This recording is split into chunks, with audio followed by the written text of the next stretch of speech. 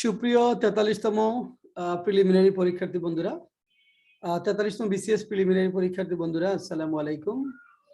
আমরা আগেই বলেছিলাম যে আমরা কয়েকটি মডেল টেস্ট নিব 35 মার্ক, বিশেষ করে ইংলিশের উপরে বিসিএস প্রিলিমিনারি ইংলিশের উপর আমরা কয়েকটি ফ্রি মডেল টেস্ট নিব। আজকে এটি আমাদের দ্বিতীয় মডেল টেস্ট। এর আগে আমরা একটা মডেল টেস্ট নিয়েছি, মডেল টেস্ট 1। আজ আমাদের হবে মডেল টেস্ট 2।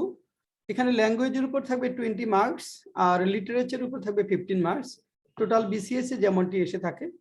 আমরা 35 মার্কসের উপরে দ্বিতীয় মডেল টেস্ট। এখানে ছাত্রছাত্রীরা সময় পাবে 20 মিনিটস, অর্থাৎ 20 মিনিটস সময় নিয়ে আমরা এই মডেল টেস্টটা দিব। আমি স্ক্রিনে আপনাদের কোশ্চেন শো করব এবং সময় অতিক্রান্ত হতে সাথে সাথে কোশ্চেনগুলো নিচের দিকে যেতে থাকবে। এভাবে 20 মিনিটের মধ্যে আমরা এই টেস্টটা নিব।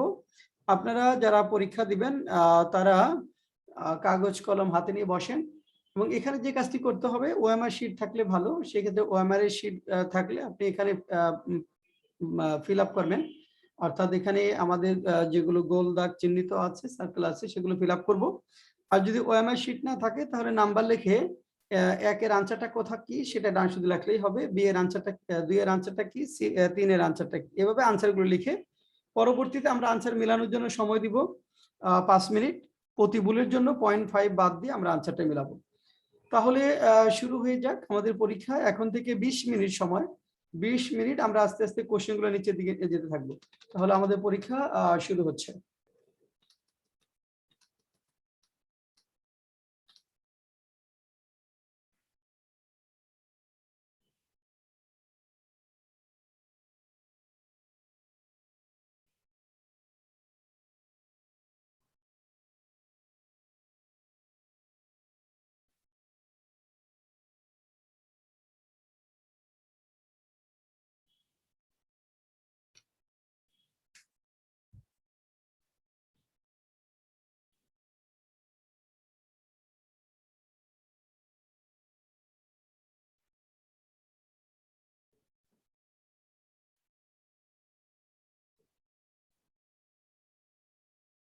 আমি আবার বলছি, প্রতি ভুলের জন্য 0.5 কাটা যাবে, প্রতি ভুলের জন্য 0.5 কাটা যাবে।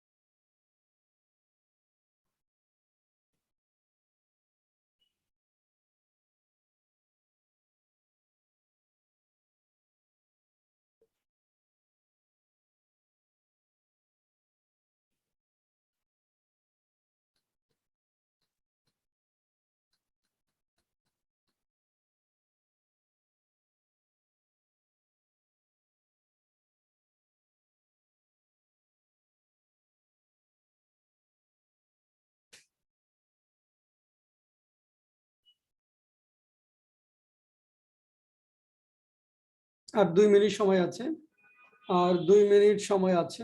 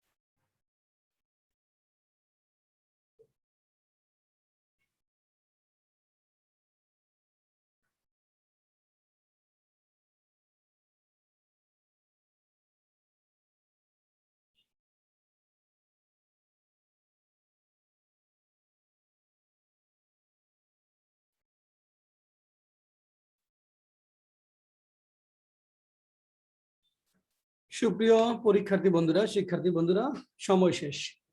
আমাদের মডেল টেস্ট দেওয়ার সময় শেষ। এবার আমরা আনসার মেলানোর জন্য আপনাদের 5 মিনিট সময় দেব। আপনারা 5 মিনিট আনসারটি মেলাবেন। অর্থাৎ প্রতি ভুলের জন্য 0.5 কাটা যাবে, প্রতি ভুলের জন্য 0.5 বাদ যাবে। যেগুলো হয়েছে সেগুলো কারেক্ট 1 নাম্বার, আর প্রতি ভুলের জন্য 0.5 বাদ যাবে। আমরা 5 মিনিট সময়ে এই আনসারটা মেলাবো। আনসার মেলানোর সময় আপনি যেটা করবেন সেটা হলো, প্রথমে কারেক্ট কটা হয়েছে লিখবেন। কারেক্ট লেখার পরে ইনকারেক্ট কতগুলো হলো সেটা লিখবেন।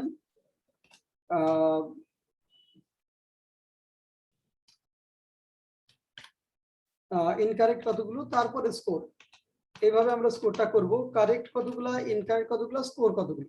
যদি কারেক্ট হয়, ধরেন সে আপনার 30টা কারেক্ট হয়েছে, হয়তো ভুল হয়েছে আপনার দুটো, বা চারটা ভুল হয়েছে সে, সেক্ষেত্রে আপনার স্কোর হবে 30 - 2, 30 মাইনাস মাইনাস হ্যাঁ 30 - 2 ইকুয়াল টু 28। এভাবে আমাদের স্কোরটা করতে হবে। প্রতি ভুলের জন্য 0.5 বাদ দিয়ে স্কোর করতে হবে। স্কোরিং এর জন্য আমরা সময় সব মিলিয়ে 5 মিনিট সময় দিচ্ছি আপনাদের।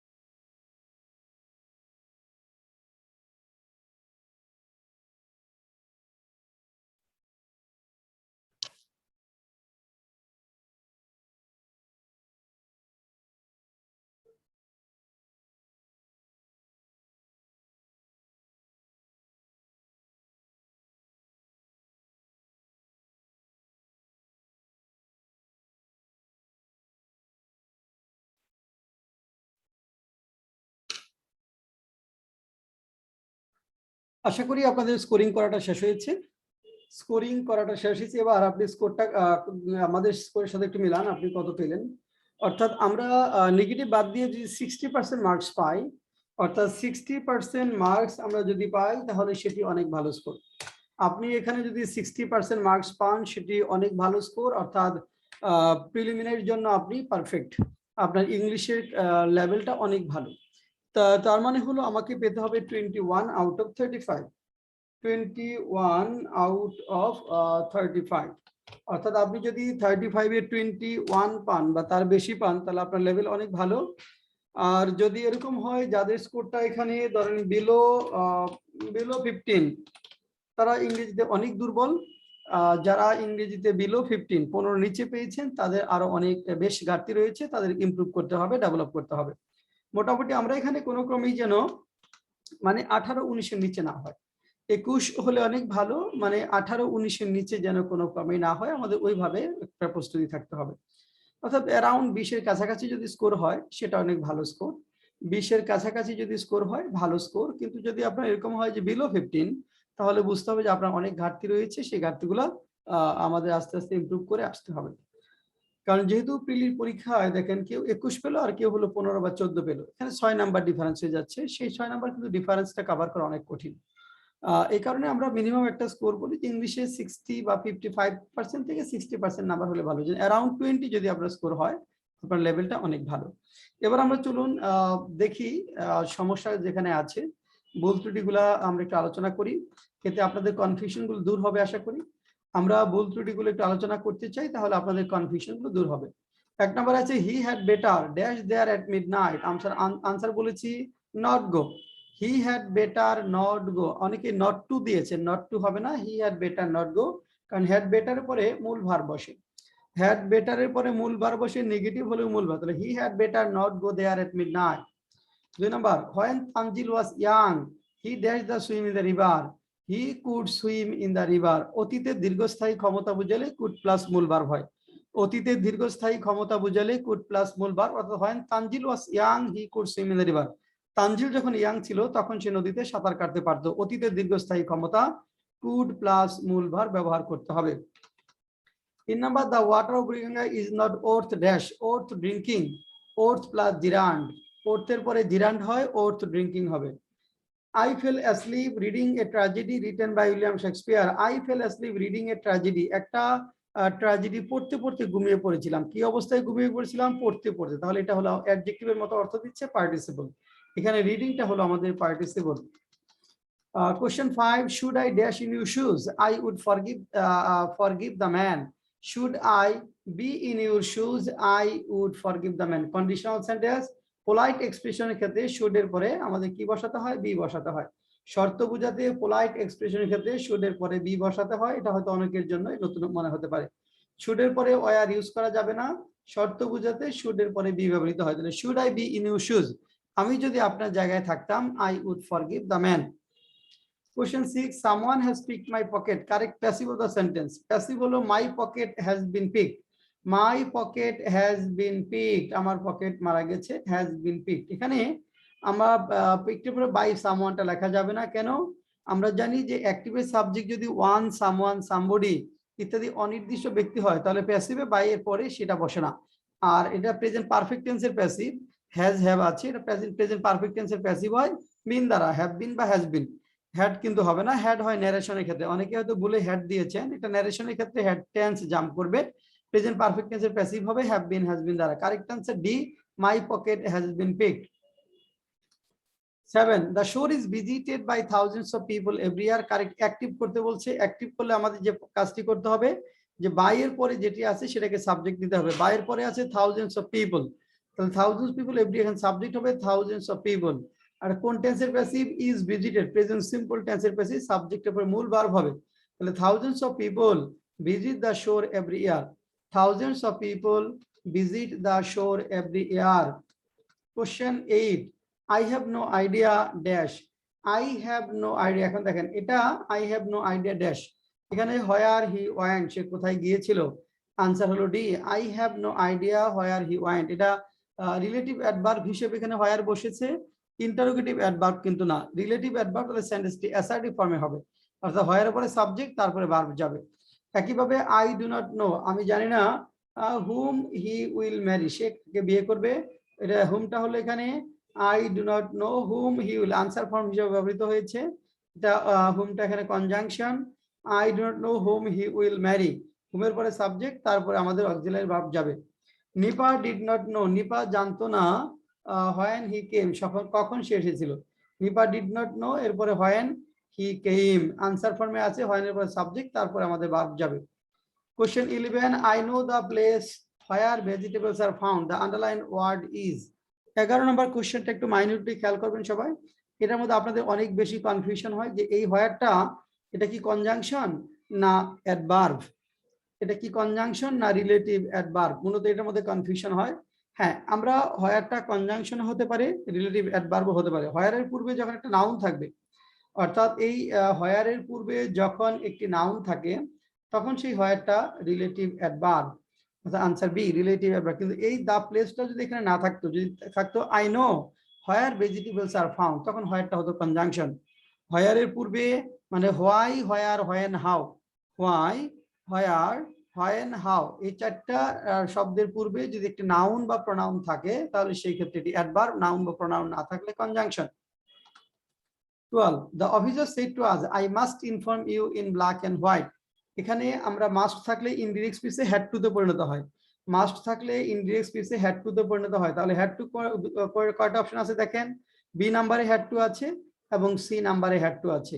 তাহলে বি নাম্বার, তাহলে আমাদের বি এবং সি এর মধ্য থেকে একটা আনসার হবে। এখন দেখি the officer said to us আছে, অবজেক্টের জায়গায় আছে আজ, তাহলে আই মাস্ট ইনফর্ম ইউ, ইউটা আজ হয়ে যাবে। তাহলে the officer told us that he had to inform us in black and white, যদি এখানে মি থাকতো তাহলে সি নাম্বারটা কারেক্ট হতো। Question 13, do you know the man who has done this, তুমি কি ওই লোকটিকে চিনো যে কাজটি করেছে। The underline part of the sentence belongs to, একইভাবে এটা কি অ্যাডজেক্টিভ ক্লজ, কোন ক্লজ, আমরা জানি অ্যাডজেক্টিভ ক্লজ শুরু হয় রিলেটিভ প্রোনাউন অথবা রিলেটিভ অ্যাডভার্ব দ্বারা। অ্যাডজেক্টিভ ক্লজ শুরু হয় রিলেটিভ প্রোনাউন এবং রিলেটিভ অ্যাডভার্ব দ্বারা, এবং তার পূর্বে একটি নাউন থাকা বাধ্যতামূলক। অ্যাডজেক্টিভ ক্লজ হতে হলে তার পূর্বে একটি নাউন থাকা, অর্থাৎ রিলেটিভ প্রোনাউন অথবা রিলেটিভ অ্যাডভার্বের পূর্বে একটি নাউন থাকা বাধ্যতামূলক।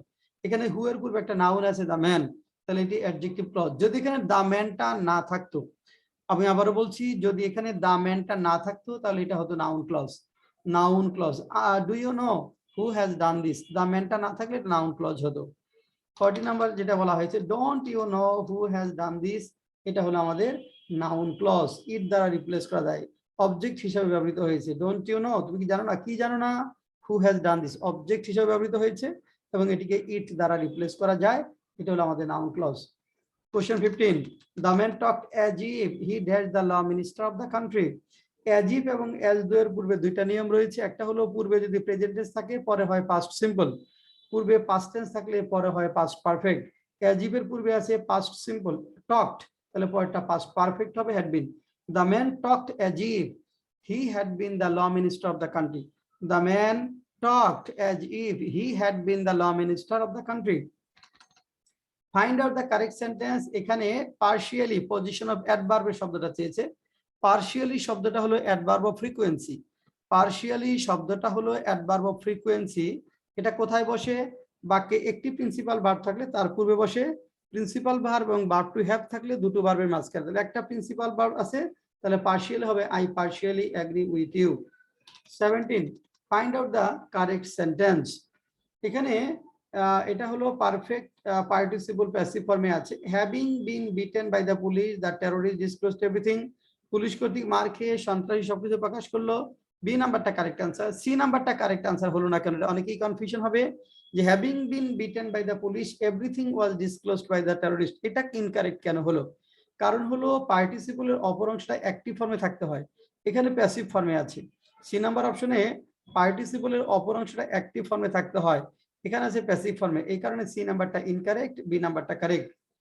The man was tired of doing the same work daily, অর্থাৎ টায়ার্ড অফ এখানে ক্লান্ত, একই কাজ দিন দিন প্রতিদিন করতে করতে লোকটি ছিল ক্লান্ত। The man was tired of doing the same work daily. 19, pin money means money given to wife, অর্থাৎ হাত খরচের জন্য হাজবেন্ড কর্তৃক ওয়াইফকে যে টাকাটা দেওয়া হয় তাকে বলা হয় পিন মানি। তারপরে question 20, the synonym of myopic. Myopic ক্ষীণদৃষ্টি, তাহলে এটা সিনোনিমস হবে শর্ট সাইটেড, শর্ট সাইটেড। এরপর literature, when sorrows come they come not in single spices but in battalions, quotation from Hamlet. হ্যামলেটের কোটেশন এটা। 22, all the perfumes of Arabia will not sweeten this little heart is a quotation from, এটা হলো Macbeth থেকে বলা হয়েছে। The story of Jew of Malta by Christopher Marlowe is an original story of, এটা হলো religious conflict, ধর্মীয় যে সংঘাত দ্বন্দ্ব তাকে কেন্দ্র করে। Answer C. 24, the story of Jew of Malta was set against the backdrop of the struggle for supremacy between Spain and Ottoman Empire, Spain এবং অটোমান সাম্রাজ্যের মধ্যে যে দ্বন্দ্ব সংঘাত তাকে কেন্দ্র করে এটা গঠিত হয়েছে, লেখা হয়েছে। 25, Christopher Marlowe was arrested in acquisition of blasphemy. Blasphemy প্রচলিত মতবিরোধী ধারণা, এখানে মূলত ব্লাসফেমির অভিযোগে তার বিরুদ্ধে অ্যাকুইজিশন আনা হয়েছিল। John Bunyan was prose writer of dash age, the Puritan এজের অন্যতম গদ্য লেখক। Robert Herrick was dash cavalier poet, cavalier poet. Who was the last ruler of England in Commonwealth period, Richard Cromwell. Richard ক্রমওয়েলের পরে ইংল্যান্ডে আবার রাজতন্ত্র ফিরে আসে। ইংল্যান্ডের রাজা চার্লস দ্য সেকেন্ড, যিনি ফ্রান্সে নির্বাসিত ছিলেন, ইংল্যান্ডের লোকেরা তাদের ভুল বুঝতে পেরে চার্লস দ্য সেকেন্ডকে আবার নিয়ে আসেন এবং তাকে রাজা নিযুক্ত করেন। 29, the age of sensibility is also known as the age of dash. Age of sensibility doctor Samuel জনসনকে বলা হয়, অর্থাৎ এইজ অফ সেন্সিবিলিটিতে সবচেয়ে গুরুত্বপূর্ণ লেখক হলেন ডক্টর স্যামুয়েল জনসন, যিনি ইংরেজি ডিকশনারি কমপ্লাইন করেন। তার নাম অনুসারেই মূলত এটাকে ডক্টর স্যামুয়েল জনসনের যুগ বলা হয়। Ode to the West Wind was written by P.B. Shelley, Percy B.C. Shelley. Ode to Nightingale was written by John Keats. Robert Browning was dash of the Victorian race. Robert Browning Victorian যুগের poet. Robert Browning 31 এর 31 sorry 32 এর এ, হ্যাঁ poet. Robert Browning was poet of the Victorian age. Lord Jim was written by, Lord Jim কে লিখেছেন Joseph Conrad. 33 আমাদের answer হলো A, Joseph Conrad. Lord Jim was written by Joseph Conrad, British Polish writer. আচ্ছা, luncheon was written by, luncheon কে লিখেছেন William Somerset Maugham. Luncheon was written by William Somerset Maugham. Which of the following writer wrote in post modern period? কোন লেখক post modern পিরিয়ডে লিখেছেন? George Orwell, Graham গ্রিনি, Samuel Beckett. তিনজনই post modern পিরিয়ডের লেখক, তাহলে এখানে all of the above, answer হলো ডি। এভাবে আমরা মূলত আমাদের এই যে মডেল টেস্ট প্রোগ্রামগুলো, এটা আমরা বেশ কিছু মডেল টেস্ট প্রোগ্রাম কন্টিনিউ করবো বলে আশা করছি। আপনারা যে কাজটি করতে পারেন, এই মডেল টেস্টগুলো এই 20 মিনিট সময়ের মধ্যে দিয়ে তারপর স্কোর করে আপনার সমস্যাগুলো কোথায় আছে ফাইন্ড আউট করবার চেষ্টা করেন, তাহলে আস্তে আস্তে আমরা কনফিডেন্স লেভেলটা বুঝতে পারবো এবং আপনি কোন লেভেলে আছে সেটা জানা যাবে। আপনি কোন লেভেলে আছেন আপনি সেটি বুঝতে পারবেন। তাহলে আজকে এ পর্যন্তই, সবার জন্য